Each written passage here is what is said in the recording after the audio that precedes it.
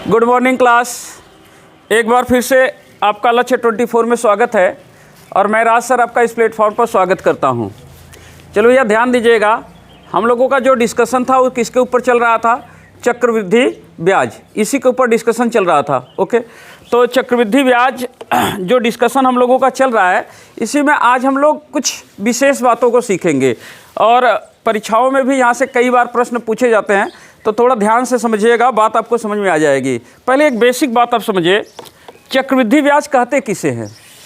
तो भैया हम जानते हैं कि जब ब्याज मूलधन पर लगे, केवल मूलधन पर लगे, तो उसको ऐसे ब्याज को हम लोग क्या कहते हैं? साधारण ब्याज कहते हैं। लेकिन जब ब्याज का पैसा मूलधन में जुड़ जाए और पूरे पैसे पर ब्याज लगने लगे, तो ऐसे ब्याज को हम लोग क्या कहते हैं? चक्रवृद्धि ब्याज कहते हैं। जैसे कि मान लीजिए कि बात को समझिएगा, जैसे कि मान लीजिए हमारे पास कुछ पैसे हैं, 5,000 रुपये हैं। ये 5,000 रुपया ये मेरा पैसा है, मेरा खुद का मूल पैसा है, ठीक है। लेकिन आपको ज़रूरत पड़ गया, आपने कहा कि सर 5,000 रुपये की मुझे ज़रूरत है, मुझे पैसा दे दीजिए। मैंने कहा ठीक है, पैसा तो मैं दे दूंगा आपको, लेकिन मैं पैसा आपको चक्रवृद्धि ब्याज पर दूंगा। कैसे ब्याज पर दूंगा? चक्रवृद्धि ब्याज पर। आपने कहा ठीक है, मुझे चक्रवृद्धि ब्याज क्या है? मंजूर है। इसका मतलब कि मान लीजिए कि मैंने कोई चक्रवृद्धि ब्याज लगा करके ये पैसा आपको 1 साल के लिए दे दिया, और 1 साल का जो ब्याज का पैसा बना वो मान लीजिए 500 रुपये बना। कितना बना? 500 रुपये। तो 1 साल के बाद जब आप मेरा पैसा लौटाएंगे तो 5,000 रुपया मूल पैसा मेरा हो गया, 500 रुपया ब्याज का पैसा हो गया। अब मेरा पैसा आप 5,000 कितना लौटाएंगे? 5,500 रुपया, ठीक। तो ये जो शुरुआत में ये पैसा था, इसको मूल पैसा कहते हैं ना। और ये क्या है? ये अमाउंट है, इसको क्या बोलेंगे? अमाउंट। अमाउंट का मतलब मूल पैसा प्लस ब्याज जब एक साथ होता है तो इसी को अमाउंट कहा जाता है। बात समझ आ गया कि नहीं? इसी को अमाउंट कहिए, हिंदी में कहिए क्या? मिश्र धन। ये क्या है? मिश्र धन। और ये मेरा क्या है? मूल पैसा है। ओके। लेकिन अगर 1 साल बाद मेरा पैसा आप नहीं लौटाते हैं तो भाई अगले साल आपको फिर ब्याज देना होगा ना। तो अब अगले साल आपको 5,000 रुपये पर ब्याज नहीं देना पड़ेगा, अब आपको ब्याज देना होगा कितना? 5,500 रुपये पर। कंफर्म हो गया ना बात? अब अगले साल आप 5,500 रुपये पर ब्याज देंगे। तो जब हमारा 500 रुपये पर ब्याज 500 रुपये बन रहा था, तो जाहिर सी बात है कि 5,500 पर ब्याज थोड़ा सा ज़्यादा बनेगा। मान लीजिए अगले साल ब्याज बना 600 रुपया। कितना? 600 रुपया। तो अब अगले साल आप 5,500 रुपया मेरा मूल पैसा प्लस 600 रुपया ब्याज लौटाएंगे। ओके, यानी कुल कितना? 6100 रुपया लौटाएंगे। अगर मान लीजिए आपने 6100 रुपया मेरा नहीं लौटाया, तो अब अगले साल आपको फिर पैसे पर ब्याज देना होगा। तो अब अगले साल आपको कितने पर ब्याज देना होगा? ये पूरे 6100 रुपये पर ब्याज देना होगा, ठीक है। और मान लीजिए अगले साल ब्याज जो बन रहा है 6100 पर, भाई 600 से ज़्यादा बनेगा। मान लो 700 बना। कितना बना? 700, ठीक है। तो अब अगले बार आप पैसा मेरा 6100 मूल पैसा अब प्लस क्या? 700 रुपया ब्याज का, ठीक। कुल मिला जुला के कितना लौटाएंगे? 6800 रुपया। अगर अगले बार नहीं लौटाए तो ये 6800 रुपया क्या हो जाएगा? मूलधन बन जाएगा। और इस पूरे पैसे पर आपको क्या करना होगा? ब्याज देना होगा। इसका कॉन्सेप्ट आप समझिए। इसका कॉन्सेप्ट ये है, इसी कॉन्सेप्ट पर बहुत बार सवाल पूछे जाते हैं। ये कॉन्सेप्ट समझिए। पहले ये मूलधन था और ये क्या था? मिश्र धन। लेकिन अगले स्टेप में ये मूलधन बन गया और ये क्या बन गया? मिश्र धन बन गया। लेकिन अब अगली बार जब होगा तो ये फिर से मूलधन बन जाएगा और ये वाला वैल्यू क्या होगा? मिश्र धन बन जाएगा। यानी कि चक्रवृद्धि ब्याज के केस में हर बार आपका जो मिश्र धन है, अगले स्टेप में वही मिश्र धन क्या बन जाएगा? मूलधन बन जाएगा। और हर बार मिश्र धन क्या होगा? मूलधन में क्या होता है? कन्वर्ट होता चला जाता है। कंफर्म हो गई ना बात? इतनी बात समझ में आ गई होगी। तो यही कॉन्सेप्ट आपको देखना है। यहाँ से 2 तरह के प्रश्न पूछे जाते हैं, बड़े सिंपल सवाल पूछे जाते हैं। इस बार का अपने पुलिस का पेपर हुआ, उसमें देखा मैंने इस तरह का एक प्रश्न पूछा था, बहुत बच्चों का छूटा। कई लोगों ने कहा कि सर कैलकुलेशन बहुत हार्ड था। कैलकुलेशन बिल्कुल हार्ड नहीं था, उसका कॉन्सेप्ट आपको नहीं पता था सही ढंग से, इसलिए थोड़ा सा दिक्कत हो रहा था आपको। चलिए अब हम इस बात को समझाने के लिए पहले एक बेसिक सवाल आपके सामने रखे हैं। इस बेसिक सवाल को आप समझिएगा, फिर आपको बात समझ में आ जाएगी पूरी तरह से।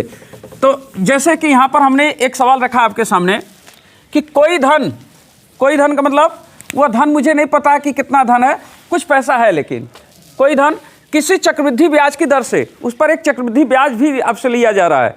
जो पैसा है मेरे पास उस पर क्या हो रहा है? कोई चक्रवृद्धि ब्याज लग रहा है। तो किसी चक्रवृद्धि ब्याज की दर से चक्रवृद्धि ब्याज लिया जा रहा है, दर से 3 वर्ष में, कितने वर्ष में? 3 वर्ष में 4,000 रुपये हो जाता है। तो भैया कितना धन था ये तो नहीं पता है, लेकिन वो धन 3 सालों के समय में चक्रवृद्धि ब्याज लगा के कितना पैसा बन गया, 4000 रुपया बन गया। कहने का सेंस ये है कि मान लीजिए वो शुरुआत में मेरे पास मूल पैसा P रुपया है, तो यही मूल पैसा मेरा 3 वर्ष का समय बीता। कितने वर्ष का समय बीता? 3 वर्ष का समय बीता, और यही P रुपया मेरा ब्याज सहित पैसा कितना बन गया, 4000 रुपया बन गया। तो ये मेरा मूल पैसा है, और ये क्या है, मिश्रधन है। मिश्रधन मतलब अमाउंट है, ओके। तो ये मूलधन है, और ये क्या है, मिश्रधन है। मिश्रधन का मतलब क्या होता है, अमाउंट होता है, ठीक। जबकि 5 वर्ष में 4410 रुपया हो जाता है। यह पैसा अगर हम 3 साल के लिए ना छोड़ें, बल्कि कितने साल के लिए छोड़ दें, 5 साल के लिए छोड़ दें। 5 साल का मतलब 3 साल से 2 साल और आगे छोड़ दें। कहने का मतलब कि 3 साल तक तो हमने छोड़ा ही था, 2 साल और ज़्यादा छोड़ दें ना, तो अगले 2 सालों में यहाँ से यहाँ तक कितना, 2 साल और कितने वर्ष, 2 वर्ष और, तब ना 5 साल होगा। बात समझाएंगे नहीं? अगर 5 सालों तक छोड़ते हैं, यानी अगले 2 सालों तक और छोड़ते हैं पैसा, तो यही पैसा 4000 रुपया 2 साल में और बढ़ जाएगा। तो 2 साल में बढ़ के कितना हो जाता है, 4410 रुपया हो जाता है, ठीक। अब मुझे बताइए कि इन 2 सालों के लिए ये क्या हो जाएगा, ये मूलधन हो जाएगा। अब अगले बार जब 2 साल ब्याज लगेगा तो ये मूलधन होगा, ये क्या होगा, मिश्रधन होगा। तो यानी कि अब अगले स्टेप के लिए ये मूलधन बन चुका है, और ये क्या बन चुका है, मिश्रधन। और इस मूलधन इस मिश्रधन के लिए समय कितना है, 2 वर्ष। तो यहाँ से यहाँ तक ये पैसा होने में कोई ना कोई एक रेट लगा होगा, वही रेट आपसे क्या किया गया है, पूछा गया है। तो ब्याज की दर आपको क्या करना है, बतानी है, यही रेट आपको बताना है। यहाँ से बस एक चीज़ समझिए, हमारे पास देखिए, मैंने आपको ये बहुत बार बताया है कि भैया चक्रवृद्धि ब्याज निकालने का कोई सूत्र नहीं है। हाँ, अगर कहीं चक्रवृद्धि ब्याज लग रहा है तो ब्याज सहित कितना पैसा होगा वो निकालने का हमारे पास क्या है, सूत्र है। और वो सूत्र क्या है, वो सूत्र है A बराबर P1 + R/100 के पावर क्या, T, यही है। तो अब मुझे बताइए, ये 4000 रुपया आपका क्या है, मूल पैसा है, और यही 4000 रुपया 2 साल में 4410 रुपया बना है। तो 4000 रुपया मेरा मूल पैसा है, और यही 4000 रुपया मेरा अमाउंट सहित कितना हुआ है, 4410 रुपये। 1 प्लस रेट हमसे पूछा गया है, और टाइम ऐसे यहाँ से यहाँ तक होने में टाइम कितना साल लगा है, 2 साल, ठीक। कंफर्म हो गई ना बात। अब यहाँ से एक बात स्टेप थोड़ा ध्यान दीजिए, अगर आप चाहें तो ये 0 क्या होगा, कैंसिल हो जाएगा, और ये हो जाएगा 441, और ये चीज़ यहाँ आएगा तो बटे में हो जाएगा कितना, 400 बराबर। ये थोड़ा सा ध्यान दीजिएगा, इसको अगर हल कर दें 1 + R/100, इसको ऐसे ही छोड़ दीजिए, ऐसे कर दिया, ठीक है। अब देखिए R का मान निकालना है ना, घात में 2 लगा है। घात में 2 लगने का मतलब क्या है कि यार ये घात में 2 लगा है, इसका मतलब R का 2 मान आएगा। जब से ये घात खत्म नहीं हो जाएगा तब से R का मान आप निकाल नहीं पाएंगे। तो अगर घात से कट सकता है तो इधर घात में 2 है तो इधर भी घात में 2 बनाइए। चलिए 441 कितने का स्क्वायर है, 21 का स्क्वायर है, और 400 कितने का स्क्वायर है, 20 का। तो इसको मैं इनके स्क्वायर के रूप में लिख सकता हूँ, बराबर 1 + R/100, यहाँ पर क्या, स्क्वायर। अब देखिए घात से क्या होगा, कट जाएगा, ओके। अब एक काम करो ना, ये एक जो है इसको इस ओर ला दीजिए। तो अगर एक इस ओर लाओगे तो यहाँ प्लस है तो इधर आएगा तो क्या होगा, माइनस हो जाएगा। तो इसको मैं एक स्टेप ऐसे भी लिख सकता हूँ, 21/20 - 1 बराबर क्या, R/100। तनी देखिए 20 के 20 यहाँ -20 हो गया, यहाँ तिरे गुणा करिए, 20 के 20 -20, और यहाँ क्या है, 21 है।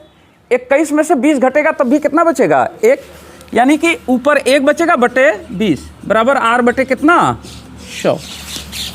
यहाँ से देखिए 20 के 20 और 20 पंजे 100, तिर्यक गुणा कर देते हैं। तो तिर्यक गुणा कर देंगे तो हमारा क्या आ जाएगा, R बराबर कितना, 5%। तो हमारा रेट कितना होगा, 5% होगा। बात आपको कंफर्म समझ में आ गई होगी।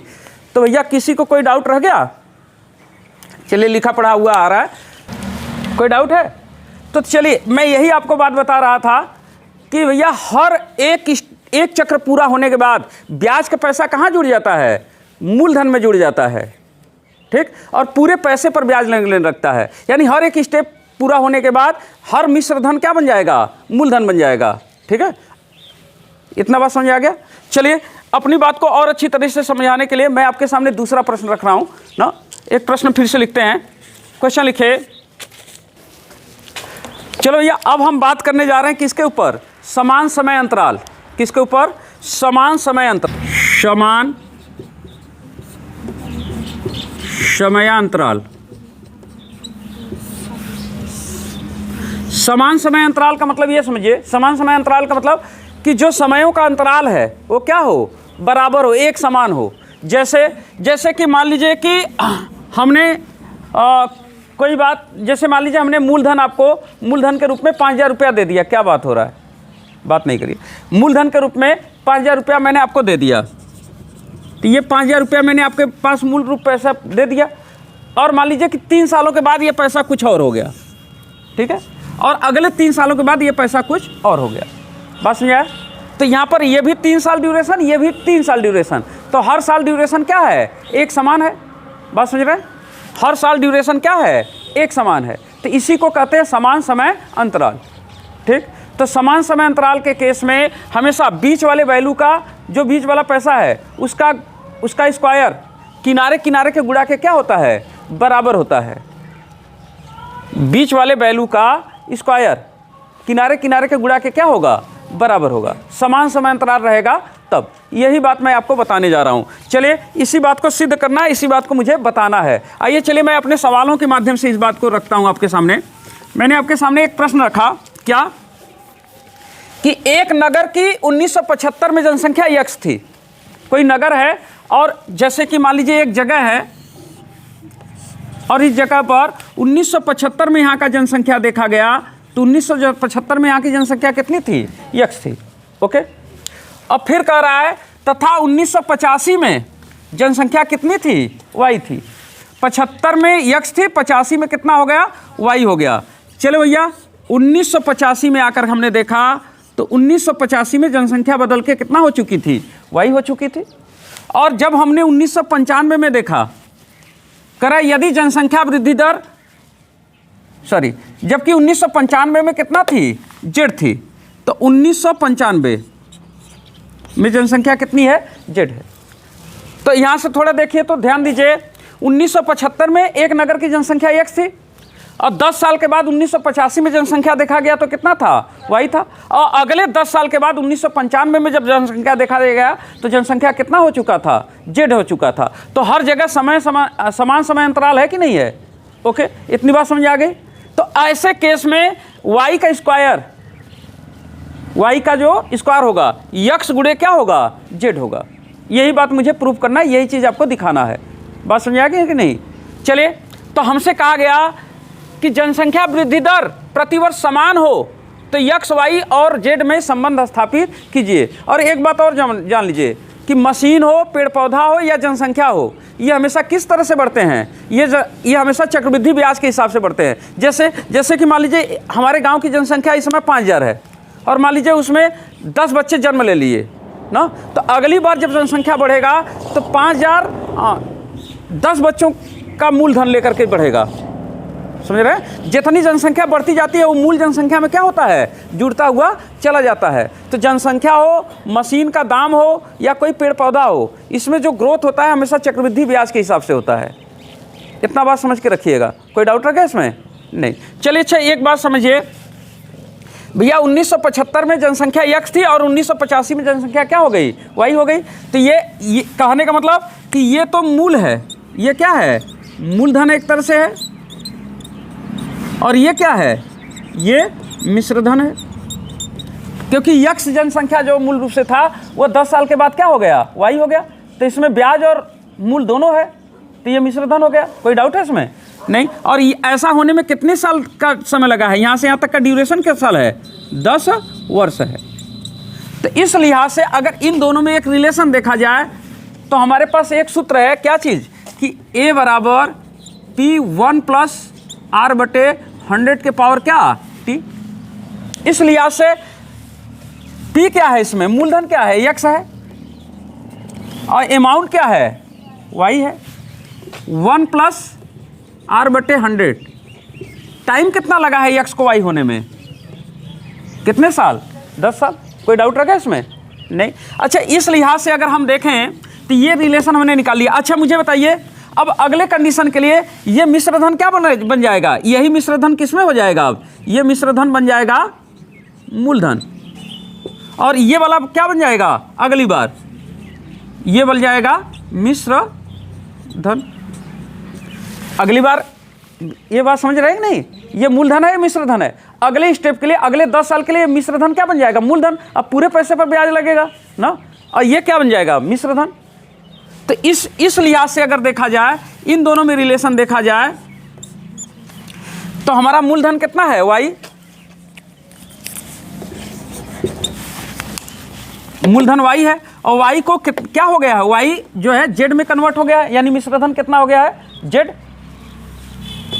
1 प्लस रेट तो हर जगह समान है, R/100। ऐसा होने में कितने साल लगे हैं, 10 साल। कोई डाउट है इसमें, नहीं।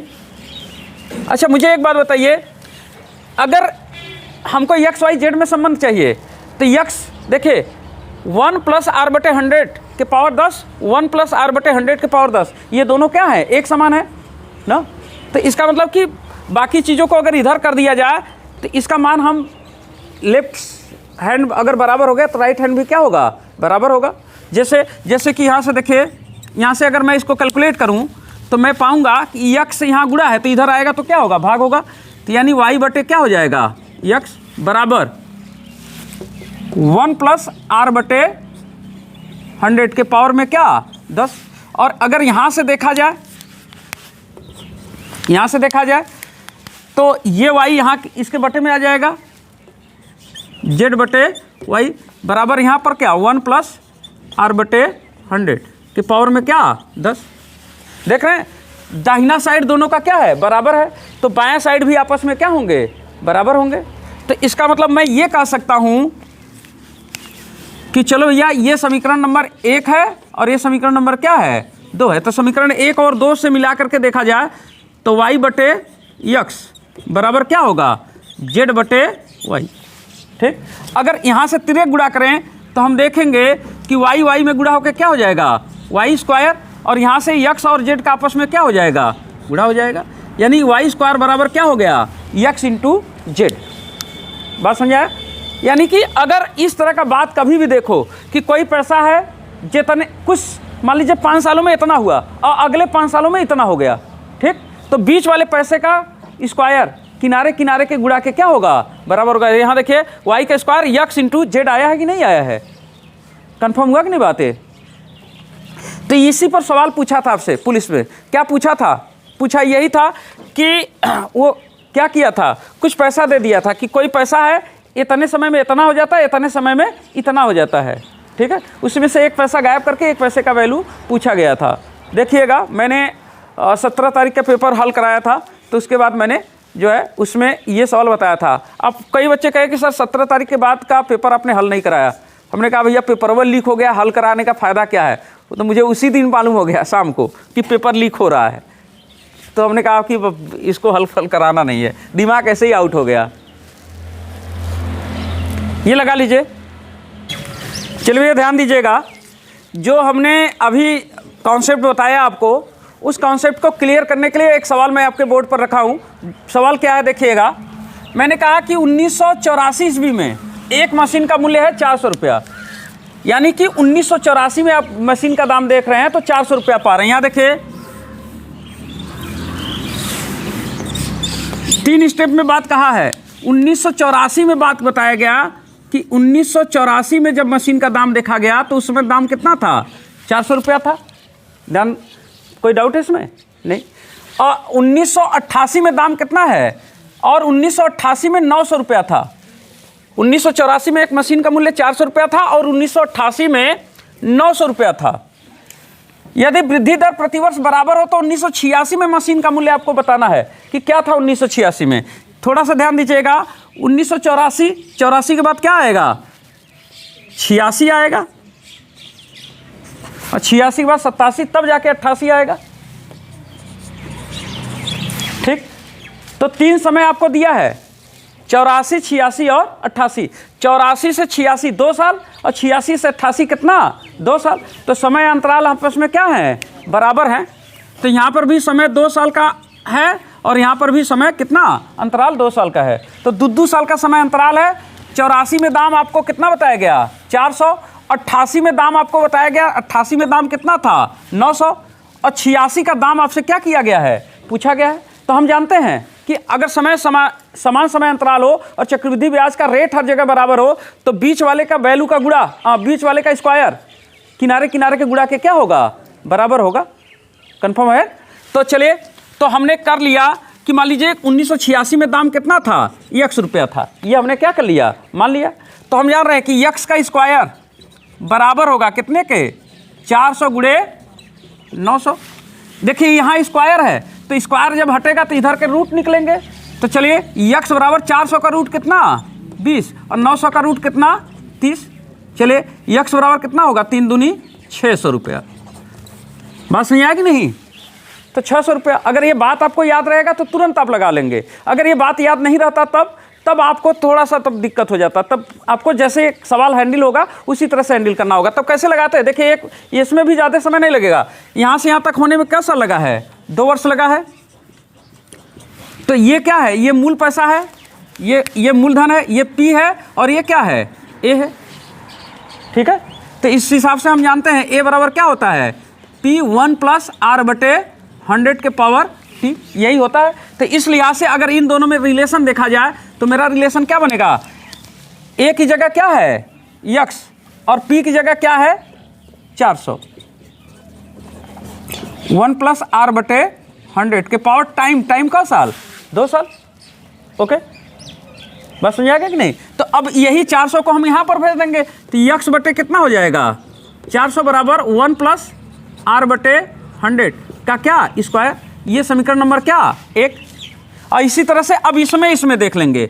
अब ये वाला पैसा क्या होगा, ये वाला मेरा P बन जाएगा और ये क्या बन जाएगा, अमाउंट बन जाएगा। इस लिहाज से अगर देखेंगे तो क्या बन जाएगा, अमाउंट A बराबर 900 बराबर मूलधन कितना है x 1 + R/100 के पावर में कितना 2 और यही x कहाँ जाएगा यहाँ। तो 900 बटे क्या हो जाएगा x बराबर 1 + R/100 का स्क्वायर। ये समीकरण नंबर क्या 2। देखिए 1 + R/100 का स्क्वायर 1 + R/100 का स्क्वायर, ये इधर के बराबर है तो इधर वाले वैल्यू क्या होंगे, बराबर होंगे। यानी यहाँ का वैल्यू कितना है x बटे कितना 400 और इधर का वैल्यू कितना है 900 बटे कितना x। यही तिरक गुणा हो जाएगा, x स्क्वायर बराबर कितना हो जाएगा 400 गुणे कितना 900 और x स्क्वायर बराबर 400 गुणे 900। इसी को हल करने पर हमारा कितना आया था 600 रुपया। तो अब इतना लंबा प्रोसेस आपको करना पड़ेगा, इतना लंबा ना। अगर ये बात याद रहा तो तुरंत बीच का स्क्वायर किनारे किनारे के गुणा के क्या होगा बराबर। लेकिन इसमें ये ध्यान रखिएगा समान समय अंतराल होना चाहिए। तो हमारी बात आपको समझ में आ गया होगा कि कोई डाउट रहेगा इसमें नहीं। तो इस पर एक सवाल, अंतिम सवाल लिख लीजिए ना। कभी कभी क्या करेगा ना, ऐसे नहीं करेगा बल्कि एक चीज़ मूलधन कोई गायब कर देगा और आपसे पैसा पूछ लेगा। जैसे ऐसे भी सवाल पूछता है। एक सवाल लिख लीजिए, आपको कंफर्म हो जाए। सवाल लिखे, चलिए ध्यान दीजिएगा। मैंने एक सवाल फिर से यहाँ पर बदल के लिखा है।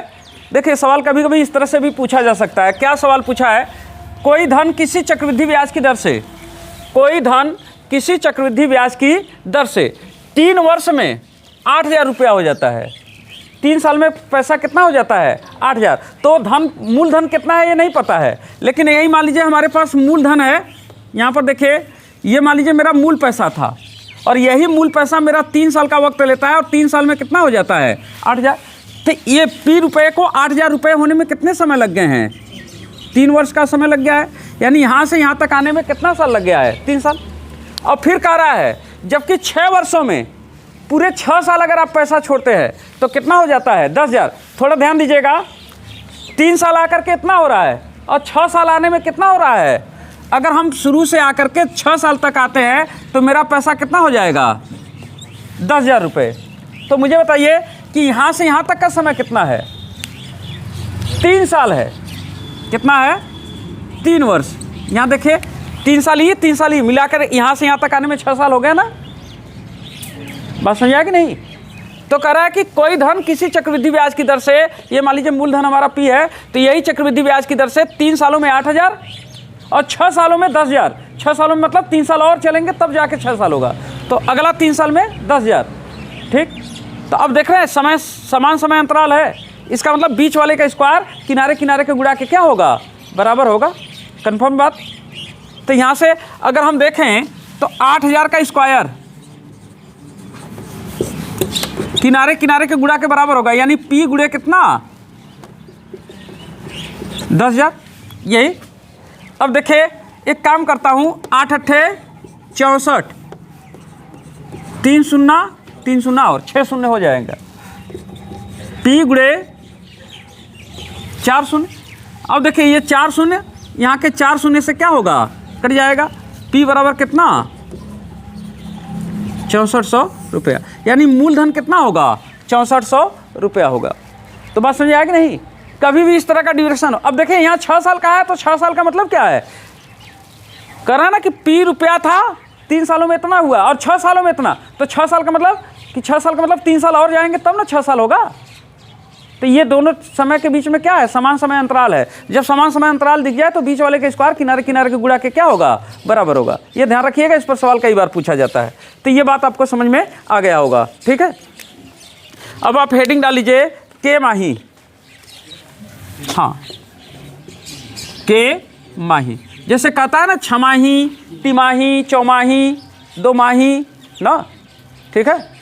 तो ये माही, इस तरह से सवाल आपसे पूछे जाते हैं। बहुत बेसिक कॉन्सेप्ट पर बात करने जा रहे हैं। चलिए लिखिएगा,